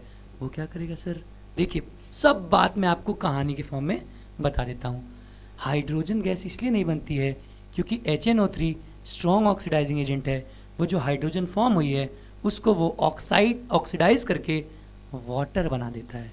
क्या बनाता है, वाटर बनाता है। देखिए क्या लिखा है, due to the strong oxidising nature of nitric acid it oxidise the H2 produced to water. क्या करता है, जो H2 बना रहता है उसको वाटर बना देता है और खुद किसी नाइट्रोजन के ऑक्साइड के फॉर्म में रिड्यूस हो जाता है। देखिए, and itself get reduced to any of the nitrogen oxide, चाहे N2O, चाहे NO, चाहे NO2 में। बहुत ही इम्पॉर्टेंट बात है, जैसे ही HNO3 आएगा H2 नहीं निकलेगा। बहुत ही इम्पॉर्टेंट बात है, ठीक है। क्यों नहीं निकलेगा, क्योंकि स्ट्रॉन्ग ऑक्सीडाइजिंग एजेंट है, वो H2 को ऑक्सीडाइज करके वाटर बना देगा और खुद रिड्यूस होके नाइट्रोजन का ऑक्साइड बना देगा। बहुत बहुत इंपॉर्टेंट बात। देखिए जब मेटल आया डाइल्यूट HNO3 के साथ, क्या करेगा, मेटल का सॉल्ट बनाएगा, नाइट्रोजन की खुद किसी ऑक्साइड के फॉर्म में रिड्यूस हो जाएगा और जो H2 था उसको ऑक्सीडाइज करके वाटर का फॉर्मेशन कर दिया। अब यहाँ पे बेटा एक एक्सेप्शन आता है, क्या, मैग्नीशियम एंड मैग्नीज। लो, दो लोग ऐसे हैं जो नाइट्रिक एसिड के साथ रिएक्ट करेंगे तो हाइड्रोजन गैस का फॉर्मेशन करेंगे। देखिए, magnesium and manganese react with very dilute HNO3। बहुत ही डाइल्यूट अगर हम लोग नाइट्रिक एसिड मैग्नीशियम और मैग्नीज के अंदर डालें तो उस केस में बेटा हाइड्रोजन गैस इवॉल्व होगी। बेटा ये एक MCQ के लिए बहुत ही ज़्यादा इम्पॉर्टेंट सवाल है, बहुत ही इम्पॉर्टेंट, ठीक है। स्पीड पेस धीरे नहीं है, थ्योरी कर रहे हैं बेटा, थ्योरी कवर करेंगे हम लोग आराम आराम से। ध्यान दीजिए, केमिस्ट्री है भाई, एक्सेप्शंस का खेल है। अभी आप पढ़ेंगे ये नहीं करना है, लेकिन अभी 2 मिनट बाद देखेंगे वो वाला यही काम कर रहा है। तो आपको यहाँ पे बैठा के रखना पड़ेगा, कुछ नहीं, बस प्रैक्टिस प्रैक्टिस प्रैक्टिस करते रहिए, अपने आप याद रखिए, केमिस्ट्री से प्यार हो जाएगा आपको, ठीक है। आइए आगे बढ़ते हैं। अब आता है रिएक्शन ऑफ एसिड वाले केस में अंतिम पार्ट, क्या, reaction of metals with solution of other metal salt. ये बेटा दूसरे मेटल सॉल्ट के साथ अगर हम लोग मेटल का रिएक्शन कराएं, ध्यान दीजिए यहाँ पे अपने आप पता चल रहा है डिस्प्लेसमेंट होगा, मोर रिएक्टिव लेस रिएक्टिव को खदेड़ देगा। देखिए, reactive metal can displace less reactive metal from their compounds in solution or molten form. If metal A is more reactive than metal B, then it displaces metal B from its solution. देखो भाई example लिखा है, अगर कोई एक metal है और दूसरे मेटल का सॉल्यूशन है तो वो क्या करेगा, अगर ये B से ज़्यादा मजबूत A है तो वो सॉल्ट सोल्यूशन बना लेगा A का, B अलग निकल जाएगा। देखिए कॉपर आया AgNO3 के सामने सिल्वर नाइट्रेट के, अब नाइट्रेट से सिल्वर से ज़्यादा ताकतवर है कॉपर, कॉपर उसको डिस्प्लेस करके कॉपर नाइट्रेट बना लिया और सिल्वर बेचारा अकेले पड़ गया। ऐसे रिएक्शन को हम आप क्या कहेंगे, डिस्प्लेसमेंट रिएक्शन। आई बात समझ, कोई दिक्कत है बेटा? आई होप सभी को क्लियर हो गया होगा। क्या केमिकल प्रॉपर्टी, सभी को बेटा केमिकल प्रॉपर्टी इतनी ही थी मेनली, यहाँ तक आपको क्लियर हो चुका होगा। अब इसके बाद हम लोग देखेंगे एक्वा रीजिया। एक्वा रीजिया क्या होता है, ध्यान दीजिए। हम बेटा एक्वा रीजिया जैसे ही सुनिए आप एक रेशियो याद रखिए, 3:1। ये क्या कह रहे हैं सर, हम क्या करेंगे बेटा 3 रेशियो ले लेंगे कंसंट्रेटेड HCl का और 1 रेशियो ले लेंगे कंसंट्रेटेड HNO3 का। हम क्या करेंगे, जैसे हमको 1 लीटर एक्वा रीजिया का फॉर्मेशन करना है तो हम उसमें 750 ml ले लेंगे क्या कंसंट्रेटेड HCl और 250 ml ले लेंगे क्या कंसंट्रेटेड नाइट्रिक एसिड। तो बेटा उसको अगर हम मिलाएंगे तो जो चीज़ बन के आएगा उसे हम आप एक्वा रीजिया कहते हैं। क्या कहते हैं, एक्वा रीजिया। देखिए, it is a freshly prepared mixture of concentrated hydrochloric acid and concentrated nitric acid. Concentrated hydrochloric acid और कंसंट्रेटेड नाइट्रिक एसिड का मिक्सचर होता है, ठीक है। हाईली कोरोसिव होता है भाई। देखिए, in a ratio 3:1 it can dissolve gold even though. अच्छा, ये क्या कर सकता है, गोल्ड को भी डिजोल्व कर सकता है। एक और बात, अकेले अगर आप ले लेंगे कंसंट्रेटेड HCl उसके अंदर गोल्ड डालेंगे तो नहीं डिजोल्व होगा। अकेले ले लेंगे नाइट्रिक एसिड कंसंट्रेटेड उसके अंदर गोल्ड डालेंगे तो भी नहीं डिजोल्व होगा। लेकिन अगर दोनों को साथ ले लेंगे तो डिजोल्व हो जाएगा। देखिए, neither of these acids can do so alone. अकेले इनमें से दोनों ये काम नहीं कर सकता है। Aqua regia is highly corrosive. क्या होता है, बहुत ज़्यादा कोरोसिव होता है। Fuming liquid, it is one of the few reagent that is able to dissolve gold and platinum. ये बहुत कम रिएजेंट में से एक है जो क्या करता है, गोल्ड और प्लैटिनम को भी डिजोल्व कर सकता है। ध्यान दीजिएगा एक्वा रीजिया के बारे में, जिसको हम लोग रॉयल वाटर भी कहते हैं। आई होप यहाँ तक सभी को क्लियर है। चलिए बेटा, क्लियर तो आगे बढ़ते हैं, स्क्रीनशॉट लीजिए। तो आइए बेटा आगे देखते हैं हम लोग। अब आता है भैया हम लोगों का एक्टिविटी सीरीज, जिसे हम लोग रिएक्टिविटी सीरीज भी कहते हैं, जिसका इंतज़ार हम लोग अभी जब से क्लास स्टार्ट हुई है तब से कर रहे हैं। रिएक्टिविटी सीरीज बोले जा रहे हैं। तो बेटा ये पहले ध्यान देते हैं हम, होता क्या है रिएक्टिविटी सीरीज। रिएक्टिविटी सीरीज एक ऐसी सीरीज है मेटल्स की जो क्या करता है, कौन सा मेटल अपने इलेक्ट्रॉन को कितना जल्दी निकाल सकता है, डोनेट कर सकता है। मेटल की यही बात ही होती है। मेटल क्या होता है भाई, अपने इलेक्ट्रॉन को जो डोनेट करे। तो ये क्या करता है भैया कि जो एलिमेंट अपने इलेक्ट्रॉन को या जो मेटल अपने इलेक्ट्रॉन को जितना ज़्यादा तेज़ी से निकाल सकता है वो उतना अच्छा मेटल होगा और वो रिएक्टिविटी सीरीज में उतना ऊपर आएगा भाई। तो सबसे तेज़ी से जो निकालता है वो सबसे ऊपर होगा और उसी सीक्वेंस से बेटा हमारी रिएक्टिविटी सीरीज नीचे जाएगी। इसका मतलब कि जो सबसे नीचे, जैसे देखिए यहाँ पे सबसे नीचे गोल्ड है, that means gold is least reactive metal, सबसे कम रिएक्टिव होगा, मतलब सबसे एकदम मरे आदमी की तरह एकदम धीरे धीरे अपने इलेक्ट्रॉन निकालेगा। लेकिन वहीं पे अगर सोडियम पोटेशियम होगा, देखो सबसे ऊपर है, बहुत तेज़ी से अपने अपने इलेक्ट्रॉन्स को वो अपने निकालेंगे, ठीक है। तो बेटा इस रिएक्टिविटी सीरीज को हमको याद करने की बहुत इंपॉर्टेंस है, हमको ज़रूरत पड़नी ही पड़नी है, इसको याद तो करना ही पड़ेगा। अब देखिए बेटा, बहुत सारे टीचर्स आपको बहुत सारे टेक्निक से याद कराते हैं, लेकिन जब से हम पढ़ते आ रहे हैं बेटा, अराउंड 2011-12 की बात है, तब से जो टीचर बेटा हमारे टीचर जो हमें सिखाएं वही तरीका हम आपको सिखाते हैं। आइए देखिए क्या होता है भाई। सबसे पहले उस टाइम पे कटरीना जी बहुत फेमस हुआ करती थी, ठीक है, तो वहीं से हम लोग याद करेंगे। कटरीना जी ने क्या किया, कटरीना जी ने कार मांगी। देखिए कटरीना ने कार मांगी। क्या मांगी, कार। कटरीना ने कार मांगी। कौन सी कार मांगी बेटा, उस समय ऑल्टो का जमाना था, ऑल्टो किंग है भाई, ऑल्टो। जेन हुआ करती थी भाई, जेन। और भाई सबसे आपकी फेवरेट क्या, फरारी।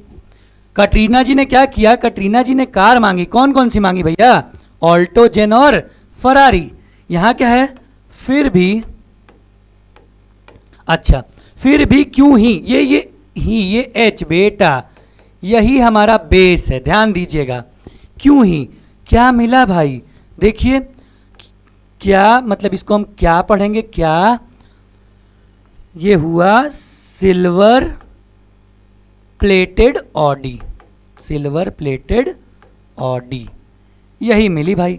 मांग तो रही थी ये 3-4 ठुकार, कौन कौन सी, ऑल्टो, जेन, फरारी, ये सब, ठीक है। देखिए लेकिन फिर भी क्यों ही इनको क्या मिला भाई, सिल्वर प्लेटेड ऑडी। खूब पैसा वैसा है ना भाई, तो इनको क्या मिल गया, सिल्वर प्लेटेड ऑडी। ये याद रखने का तरीका है, जिसमें बेटा आपका ये जो पोटेशियम है, ये जो पोटेशियम है, ये क्या है, this is most reactive metal, reactivity series में सबसे टॉप पे आएगा। और बेटा ऐसे ही सीक्वेंस ये देखिए घटते जाएगा। ये अब सोडियम से कम रिएक्टिव होगा, पोटेशियम से कम रिएक्टिव होगा सोडियम, मैग्नीशियम, ऐसे कैल्शियम, मैग्नीशियम, एल्यूमिनियम, जिंक, ऐसे नीचे चलते जाएगा। और सबसे लेस रिएक्टिव कौन सा होगा सर, गोल्ड होगा, ठीक है। तो ये रिएक्टिविटी सीरीज है, और हमको ये तरीके से बेटा, आपको जो तरीका, हम नहीं आपको फोर्स करें कि आप यही तरीका यूज़ करिए, जो सभी तरीका आपको आता है उस तरीके से, लेकिन आपको ये रिएक्टिविटी सीरीज याद होनी चाहिए। याद होगी बेटा तो आपके 3-4 नंबर तो आपको ऐसे ही मिल जाएंगे, ठीक है। अच्छा देखिए, मेटल के बारे में लगभग बेटा हम लोगों ने सारी चीज़ें देख ली, उसकी फिजिकल प्रॉपर्टी, उसकी केमिकल प्रॉपर्टी, वाटर के साथ रिएक्शन, ऑक्सीजन के साथ रिएक्शन, एसिड के साथ रिएक्शन, डाइल्यूट HCl के साथ, डाइल्यूट HNO3 के साथ, अदर मेटल सॉल्ट के साथ, इन सभी चीज़ों के साथ, और रिएक्टिविटी सीरीज, इतना सब चीज़ हम लोग मेटल के अंदर देख लिए। तो अब मेटल के अंदर देख लिए, तो आइए साथ ही साथ हम लोग नॉन मेटल के बारे में भी देख लेते हैं। अब एक बात ध्यान दीजिएगा, अगर आपको मेटल समझ में आ गया, नॉन मेटल में कुछ है नहीं, ऐसे हवा में उड़ जाएगा फटाक से, यूं खत्म हो जाएगा। आइए देखते हैं नॉन मेटल भैया। नॉन मेटल, अब पहले ही क्लास स्टार्ट होते ही बता दिया था, जो इलेक्ट्रॉन देगा वो मेटल, जो लेगा वो नॉन मेटल। फटाक से डेफिनेशन पे आते हैं, a substance which have tendency to gain electron, ऐसा सब्सटेंस या ऐसा एलिमेंट जिसकी इलेक्ट्रॉन लेने की टेंडेंसी होती है, उसे हम आप क्या कहते हैं, नॉन मेटल कहते हैं। अब नॉन मेटल जैसे बेटा देखिए, ऑक्सीजन एटॉमिक नंबर 8, कॉन्फ़िगरेशन 2,6। अब इसको नोबल गैस कॉन्फ़िगरेशन अटेन करने के लिए देखिए, अब या तो ये हीलियम बन सकता है 6 इलेक्ट्रॉन दे के, या फिर नियॉन बन सकता है 2 इलेक्ट्रॉन लेके। तो पास वाली चीज करेगा, nearest noble gas configuration attain करने की कोशिश करेगा। तो उस केस में ये अपने 2 इलेक्ट्रॉन, अपने नहीं किसी और के 2 इलेक्ट्रॉन ये लेगा, क्या करेगा, लेगा। और जो लेता है वो क्या होता है, नॉन मेटल कहलाता है। तो बेटा इस हिसाब से ये जो जिसकी टेंडेंसी गेन करने की होती है इलेक्ट्रॉन, उन्हें हम आप क्या कहते हैं, नॉन मेटल कहते हैं। एग्जाम्पल में देख लीजिए, आयोडीन हो गया, सल्फर हो गया, ऑक्सीजन, हाइड्रोजन, एटसेट्रा एटसेट्रा। एक जादू सिखा दें, आइए देखिए। ये अभी आप कह रहे हैं सर यहां रिएक्टिविटी सीरीज में हाइड्रोजन आ रहा है भाई, और आप इधर नॉन मेटल में एग्जाम्पल दिए हैं कि हाइड्रोजन नॉन मेटल है। अई तो बड़ा खेल हो गया भाई। तो बेटा आप एक बात याद रखिएगा, आपसे कोई कभी भी पूछे, हाइड्रोजन एक नॉन मेटल ही है, लेकिन due to its electropositive nature, इसके इलेक्ट्रोपॉजिटिव नेचर की वजह से हम लोग रिएक्टिविटी सीरीज में उसे रखते हैं। ये बात याद रखिएगा, क्लियर। चलिए अच्छा, अब जैसे हम लोग बेटा मेटल की फिजिकल प्रॉपर्टी पढ़े थे, एज इन हम लोग नॉन मेटल्स की फिजिकल प्रॉपर्टी पढ़ेंगे। आइए, नॉन मेटल की फिजिकल प्रॉपर्टी सेम, वहाँ लस्टरस था, यहाँ नॉन लस्टरस होगा। देखिए सबसे पहला आया lustre, non metals do not have lustre, ठीक है। नॉन मेटल्स चमकदार नहीं होते, एकदम काले कलूटे एकदम होते हैं भाई, ठीक है। लेकिन इसमें एक्सेप्शन है। एक्सेप्शन क्या है, डायमंड, ठीक है, हीरा। बेटा diamond is non metal, perhaps it has बहुत ज़्यादा लस्टर होता है, बहुत शाइनी होता है भाई। देखिए एक्सेप्शन डायमंड, डायमंड में क्या लिखा है, diamond graphite, the allotropic form of carbon and iodine have lustre even though are non metals.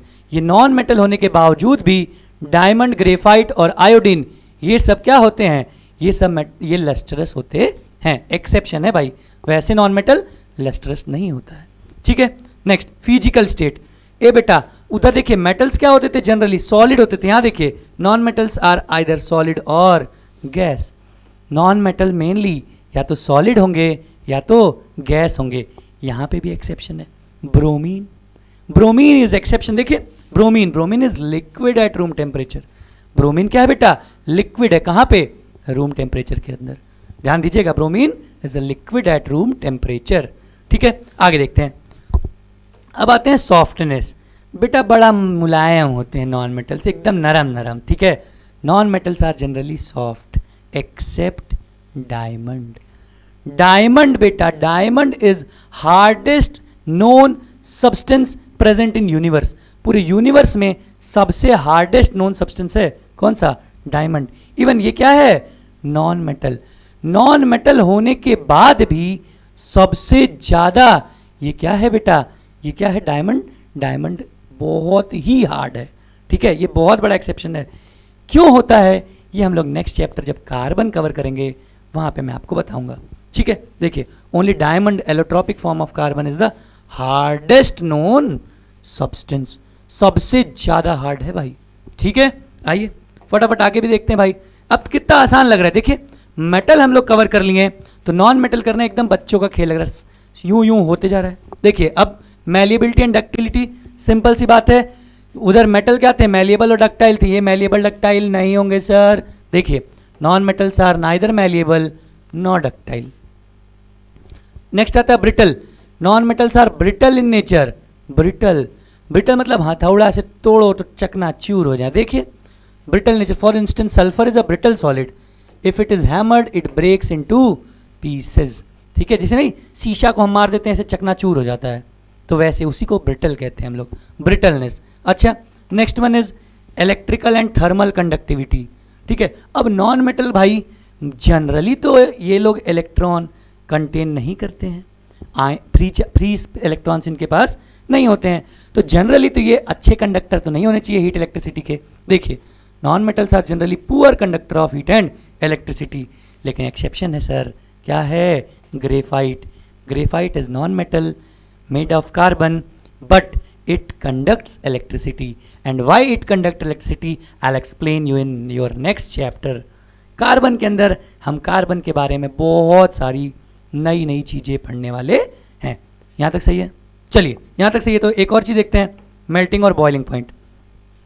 बेटा ये लोग सॉफ्ट होते हैं, बहुत हार्ड होते नहीं हैं, तो जनरली तो इनकी जो क्या होनी चाहिए, मेल्टिंग और बॉइलिंग पॉइंट होनी चाहिए, वो कम होनी चाहिए। लेकिन बेटा जो नॉन मेटल सॉलिड के फॉर्म में प्रेजेंट होते हैं उनकी melting boiling point relatively high होती है इन कंपैरिजन टू जो गैसेस या लिक्विड फॉर्म में प्रेजेंट होते हैं। देखिए generally non metals have low melting and boiling point, but non metals that are solid have comparatively high boiling point. Example boron, silicon, carbon etcetera and etcetera. Clear यहाँ तक? देखिए metals हम लोग कर लिए हैं, नॉन मेटल्स एकदम यूं फटाफट फटाफट हो जा रहा है। चलिए आइए फटाफट बेटा, इसी फटाफट स्पीड में हम लोग केमिकल प्रॉपर्टी भी देख लेते हैं। इनकी केमिकल प्रॉपर्टी में भी कुछ नहीं है। देखिए ये भैया बड़े आसान आदमी है। देखिए chemical properties of non metal. अब साफ साफ लिख दिया, नॉन मेटल न तो भाई वाटर के साथ रिएक्ट करेगा न डाइल्यूट एसिड के साथ रिएक्ट करेगा। देखिए non metals do not react with water, steam और dilute acid to evolve hydrogen gas. ना तो इसको आप डाइल्यूट एसिड के साथ रिएक्ट करा सकते हैं, ना वाटर के साथ, ना स्टीम के साथ। इन तीनों केस में बेटा ये हाइड्रोजन गैस देता वेता नहीं है। हाँ लेकिन ऑन हीटिंग अगर हम उसे गर्म कर दें, दे रेडिली फॉर्म ऑक्साइड्स और सॉल्ट। अगर हम इसको गर्म करेंगे तो या तो ये सॉल्ट बनाएंगे या ऑक्साइड बनाएंगे। ठीक है, किसके साथ? कंसंट्रेटेड एसिड के साथ। अगर गर्म करेंगे तो ये ऑक्साइड बनाएंगे भाई। ठीक है, कंबशन। ठीक है, और अगर कंसंट्रेटेड एसिड के साथ रिएक्शन करेंगे तो ये क्या बनाएंगे बेटा, बताइए? ये सॉल्ट्स बनाएंगे। देखिए सल्फर था बेटा हमारे पास, कंसंट्रेटेड H2SO4 इसमें डालें और गरमा दिए भाई। गरमा दिए तो क्या, सल्फर ऑक्साइड बना दिया और ये H2O वाटर का फॉर्मेशन कर दिया। एज इन देखो यहीं पे सल्फर था, इसमें कंसंट्रेटेड नाइट्रिक एसिड डाल दिए, उस फिर गर्म किए तो क्या बनाया, सल्फ्यूरिक एसिड बनाया, नाइट्रोजन ऑक्साइड बनाया और वाटर रिलीज कर दिया। ठीक है। इसकी केमिकल प्रॉपर्टी बहुत आसान, ज़्यादा होती ही नहीं है भाई, ठीक है। मोस्ट केस में ये रिएक्ट ही नहीं करता है, हाइड्रोजन इवॉल्व ही नहीं होती है, छोटा मोटा केस है वो आपके सामने है। आई होप यहाँ तक क्लियर होगा। चलिए क्लियर एक नोट देखते हैं। Most of the non metal produce acidic oxide. बेटा सिंपल, मेटल ऑक्साइड बेस होता है, मेटल ऑक्साइड क्या होता है? बेस होता है। तो बेटा नॉन मेटल ऑक्साइड क्या होगा? एसिड होगा। ध्यान दीजिएगा, मेटल ऑक्साइड बेस होता है और नॉन मेटल ऑक्साइड एसिड होता है, एसिडिक नेचर का होता है। क्लियर है? चलिए क्लियर है बेटा। तो थोड़ा और आगे बढ़ते हैं और अब हम एक छोटी सी और बहुत इंपॉर्टेंट बात आपसे करने जाते हैं। ये लगभग आज की क्लास का ये लगभग लास्ट चैप्टर है। हमें पता है थोड़ा सा लेक्चर लंबा हुआ है, आप लोग थोड़ा बोरियत फील कर रहे होंगे, तो आप परेशान मत होइए, इस टॉपिक में आपकी बोरियत दूर हो जानी है। Reaction between metal and non metal. अभी तक हम लोग मेटल अलग पढ़े, नॉन मेटल अलग पढ़े, अब हम लोग मेटल और नॉन मेटल को मिला देंगे एक साथ। यहाँ पे बेटा इसी को हम लोग बोलते हैं क्या? Ionic bond. क्या कहते हैं? Ionic bond. इसका एक और नाम है सर, जिसको हम आप प्यार से कहते हैं इलेक्ट्रोवैलेंट बॉन्ड। क्या कहते हैं प्यार से? Electrovalent bond. अब सर एक एग्जाम्पल लें आपके सामने, एग्जाम्पल लेके हम आपको पूरा मेटल और नॉन मेटल के बीच का रिएक्शन समझा देते हैं। एग्जाम्पल में हमें बड़ा मन कर रहा है सोडियम लेने का। Sodium is a metal having atomic number 11। 11 इनका एटॉमिक नंबर है। अब बेटा इसका कॉन्फ़िगरेशन हम आप करें तो ये आएगा 2, 8 and 1 आएगा। हाँ सर, और इन्हीं के साथ एक हम नॉन मेटल भी ले लें भाई, उनको क्यों बुरा लगे। क्लोरीन एटॉमिक नंबर 17, इसका आप कॉन्फ़िगरेशन करेंगे सर तो ये आएगा 2, 8, 7। इन्हीं दोनों के बीच में हमें आपको रिएक्शन कराना है। ध्यान दीजिए मेरी बात। अब रिएक्शन मतलब बॉन्ड, यहां देखिए बॉन्ड लिखा है। बॉन्ड मतलब होता है जुड़ना, मिल जाना, ठीक है। अब ध्यान दीजिए बेटा, इस मतलबी दुनिया के अंदर दो लोग आपस में बॉन्ड तभी बनाते हैं। ध्यान दीजिए, केमिस्ट्री को हम लोग प्रैक्टिकल लाइफ से रिलेट करते हैं। इस दुनिया के अंदर दो लोग बॉन्ड तभी बनाते हैं जब इसमें दोनों लोग का म्यूचुअल प्रॉफिट होता है। ध्यान दीजिए, क्या होता है? म्यूचुअल प्रॉफिट होता है, ठीक है। मैं पढ़ा रहा हूँ, आप पढ़ रहे हैं, आपको पढ़ाई का फ़ायदा है, हमें भी फ़ायदा है भाई, ठीक है। हमें भी इकोनॉमिकली हमको फ़ायदा है, ठीक है। तो ध्यान दीजिए, म्यूचुअल फ़ायदा हुआ, और किसी एक लोग का अगर फ़ायदा नहीं होगा तो बॉन्ड टूट जाएगा, संबंध खत्म हो जाएगा ना भाई। फ़ायदा दोनों लोग का होना चाहिए, किसी एक ही का होगा तो बॉन्ड बनेगा ही नहीं। तो अब यहाँ पे क्या होता है बेटा, देखिए अब यहाँ से हमको एक बात पता चली कि सर बॉन्ड इसका मतलब है दो अनस्टेबल एटम्स के बीच में बनता है। बिल्कुल सही बात आप कर रहे हैं, बॉन्ड क्या होता है? दो अनस्टेबल एटम्स के बीच में बनता है। अब अनस्टेबल कौन है? अनस्टेबल भाई, अनस्टेबल वो भैया होंगे जिनके आउटर मोस्ट सेल कंप्लीट नहीं फिल होंगे। फिल कौन कौन से होते? जैसे हीलियम, देखिए हीलियम, नियॉन, आर्गन, ये मेटल्स हैं, इनको हम लोग बोलेंगे क्या? ये स्टेबल एटम्स है। कैसे? इनका 2 एटॉमिक नंबर होता है, कॉन्फ़िगरेशन 2, इनका 10 होता है 2,8, इनका 18 होता है 288। ये लोग क्या हैं? इनके आउटर मोस्ट सेल बिल्कुल फिल्ड हैं, और फिल्ड होते हैं तो हम आप बोलेंगे कि दीज आर स्टेबल एटम्स। ये क्या है? स्टेबल एटम्स हैं। तो बेटा और बाकी ये जो एटम्स हैं ये लोग अनस्टेबल हैं। तो अनस्टेबल एटम भी स्टेबल बनना चाहता है। आप अभी अनस्टेबल हैं, हम अभी अनस्टेबल हैं, तो हम दोनों लोग खूब सारी मेहनत करते हैं ताकि हम आप भी स्टेबल हो जाएं। तो ये लोग भी मेहनत करते हैं स्टेबल बनने की, लेकिन अब इन लोग को पता चल गया कि ये लोग अकेले स्टेबल बन नहीं पाएंगे। स्टेबल बनने के लिए हमें आपको बॉन्ड का फॉर्मेशन करना पड़ेगा। क्या करना पड़ेगा? बॉन्ड का फॉर्मेशन करना पड़ेगा। तो बॉन्ड का फॉर्मेशन, अब लेन देन होगी भाई, तभी तो समझौता। कुछ दोनों लोग का म्यूचुअल प्रॉफिट होना चाहिए ना, तभी तो बॉन्ड का फॉर्मेशन होगा। तो म्यूचुअल प्रॉफिट के लिए सर यहाँ पे क्या होगा, अब देखिए आपको मैं बताया था ये दोनों लोग अपने नियरेस्ट नोबल गैस कॉन्फ़िगरेशन को अटेन करना चाहेंगे। तो नियरेस्ट नोबल गैस यहाँ पे सोडियम के पास आएंगे नियॉन, तो नियॉन सोडियम क्या करेगा, नियॉन जैसा बनना चाहेगा और उसको बनने के लिए ये अपना एक इलेक्ट्रॉन डोनेट कर देगा। इसके पास एक्सेस है भाई एक इलेक्ट्रॉन की, इसको पता है कि हम एक इलेक्ट्रॉन किसी को दे देंगे तो हम खुश हो पाएंगे।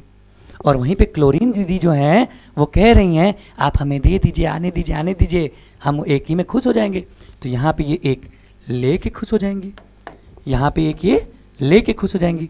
तो इन दोनों लोग में समझौता होगा और ये समझौता होगा कि सोडियम अपना एक इलेक्ट्रॉन क्लोरीन को दे देगा। तो देने से क्या हुआ, सोडियम जो बेटा था वो बन जाएगा Na प्लस एक ही प्लस, क्यों, क्योंकि एक इलेक्ट्रॉन दिया है। और क्लोरीन पे क्या हो जाएगा Cl माइनस, और Cl माइनस होते ही वो एक इलेक्ट्रॉन ले लेगा। ठीक है, ले लिया है तो इन दोनों लोग में बेटा बॉन्ड बन जाएगा, एक बंधन हो गया।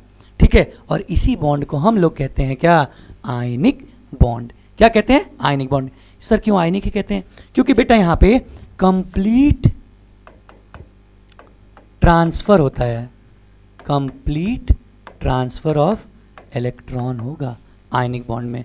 तो कंप्लीट ट्रांसफर हो रहा है तो बेटा इन लोग पे आयन्स आ जा रहे हैं, और आयन होता है इसलिए आयनिक बॉन्ड कहते हैं। एज इन इलेक्ट्रॉन का ट्रांसफर है बेटा, इसीलिए हम आप इलेक्ट्रोवैलेंट बॉन्ड भी कहते हैं। क्या कहते हैं, इलेक्ट्रोवैलेंट बॉन्ड। अच्छा अब देखिए उनको ज़रूरत थी, क्लोरीन दीदी को एकदम खूब ज़रूरत थी, और ये एकदम भरपूर कहें ले लीजिए भाई, हमें वापस भी नहीं चाहिए। ये देखिए ज़रूरत भी थी, मदद भी किए, और वापस में कुछ नहीं चाहिए।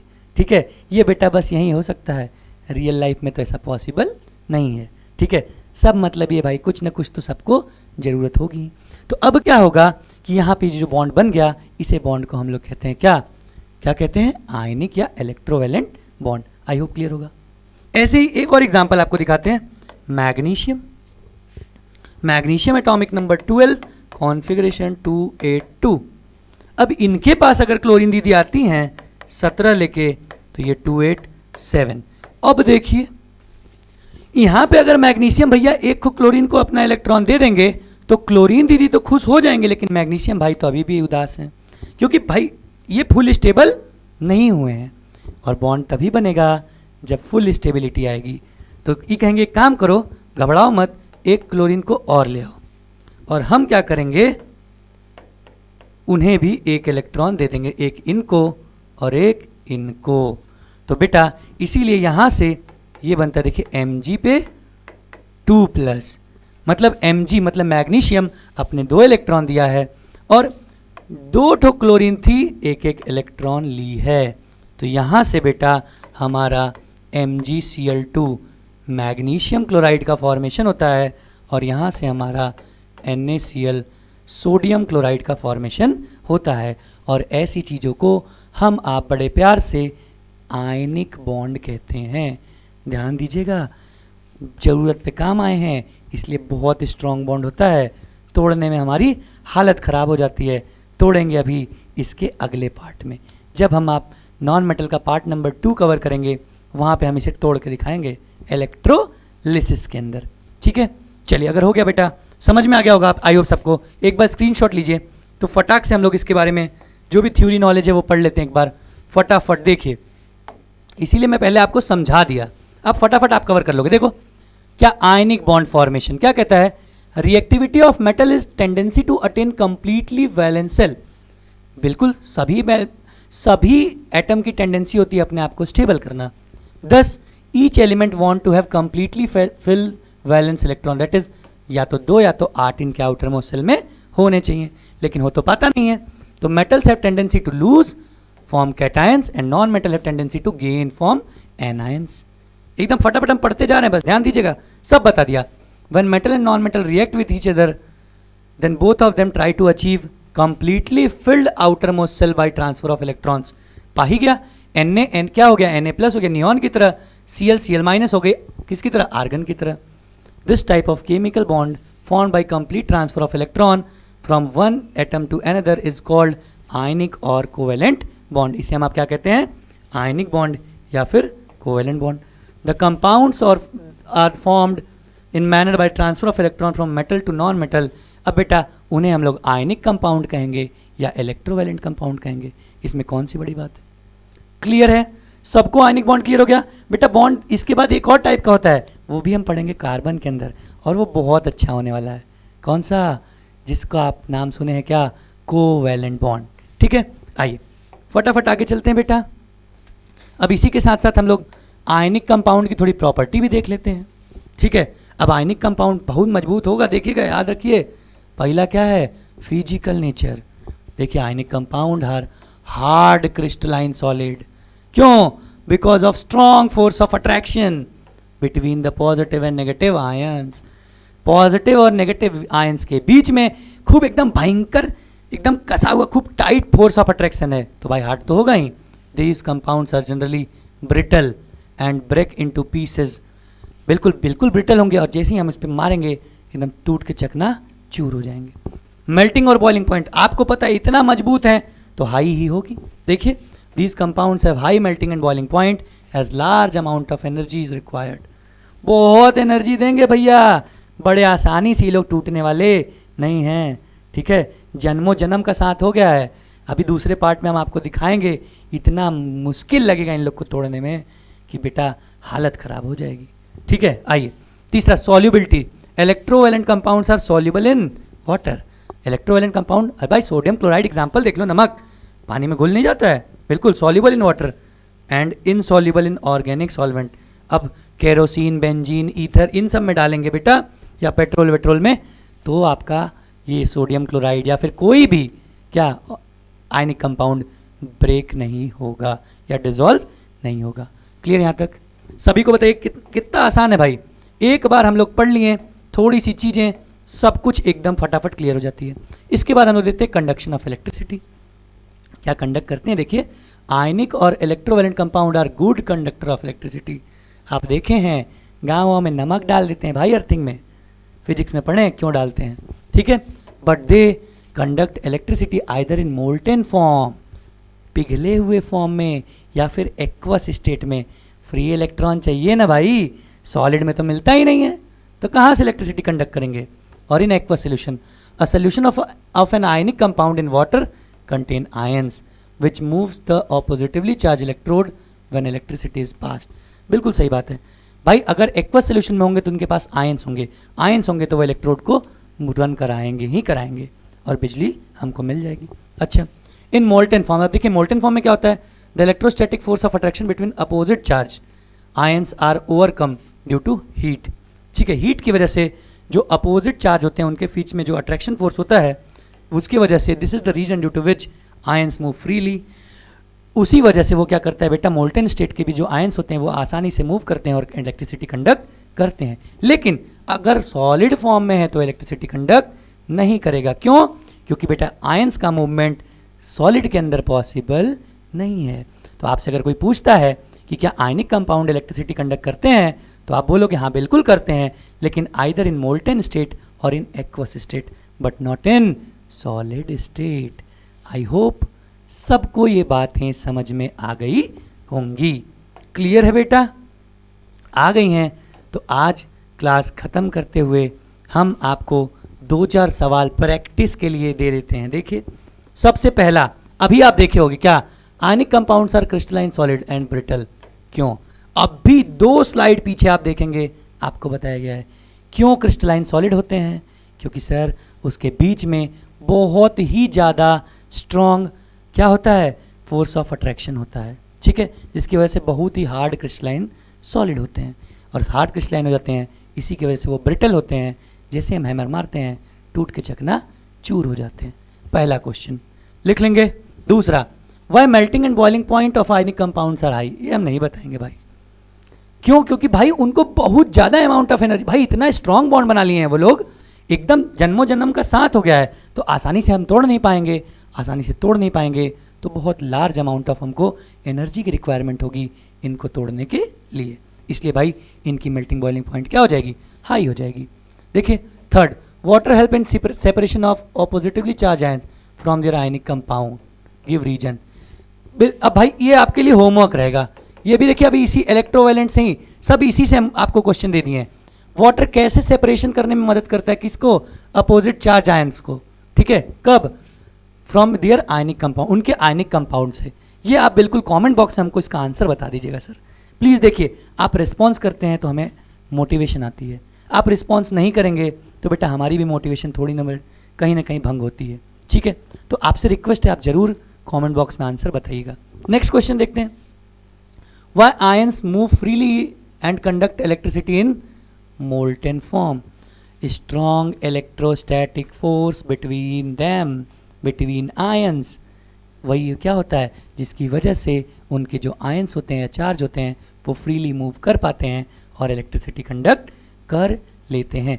देखिए हम अभी ये तो ऐसी नॉर्मल प्रैक्टिस प्रॉब्लम्स हैं, अभी हम इसको बहुत सारे क्वेश्चंस आपको कवर अप कराएंगे, ठीक है बेटा।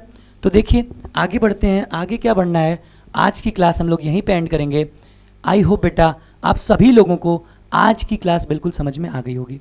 आज की क्लास में बेटा हमने नॉर्मली मेटल्स और नॉन मेटल्स के बारे में, फिजिकल केमिकल प्रॉपर्टी और आयनिक बॉन्ड, इलेक्ट्रोवैलेंट कंपाउंड, इन सब चीज़ों के बारे में कवर अप किया। नेक्स्ट पार्ट जो इसका होगा बेटा वो बहुत इंपॉर्टेंट होने वाला है, वो हम पढ़ेंगे एक्सट्रैक्शन, ठीक है। एक्सट्रैक्शन मतलब अब हम मेटल को निकालेंगे, ठीक है, एक्सट्रैक्शन, ओर्स, इन सब के बारे में पढ़ेंगे और सबसे इम्पॉर्टेंट तोड़ेंगे, ठीक है, किसको, नमक को, सोडियम क्लोराइड को, सोडियम ऑक्साइड को, पोटेशियम ऑक्साइड को, कैसे हम लोग प्योर मेटल तोड़ तोड़ के निकालते हैं ये हम आपको कवर कराएंगे। तो बेटा आई होप कि आपको ये क्लास बिल्कुल अच्छे से समझ में आ गई होगी। पता है बेटा थोड़ी सी लंबी हो गई लेकिन कवर अप करिए थोड़ा। देखिए भाई अगर डिटेल नहीं पढ़ेंगे तो न्यूमेरिकल कवर या जो भी इसके क्वेश्चंस हैं बोर्ड वाले वो आप कवर नहीं कर पाएंगे, इसलिए हम आपको लेक्चर थोड़ा लंबा कर देते हैं। चाहेंगे तो बेटा 1-2 घंटे में तो हम वन शॉट भी कवर कर सकते हैं, लेकिन वो बेटा वो वन शॉट सिर्फ और सिर्फ रिवीजन बेसिस पे होता है। अभी अपने पास टाइम है तो अपने को थोड़ा डेप्थ में पढ़ना है, ठीक है, इसलिए हम आपको डिटेल्ड वीडियो लेके आते हैं। तो आई होप आप खूब कंटेंट एंजॉय कर रहे होंगे और ये कंटेंट भी एंजॉय करेंगे। तो बेटा ऐसे ही प्यार बनाए रखिए, दोस्तों में शेयर करिए, ठीक है, चैनल को सब्सक्राइब करिए भाई, थोड़ा सपोर्ट दिखाइए। मिलते हैं फिर अगली वीडियो में, तब तक के लिए जय हिंद।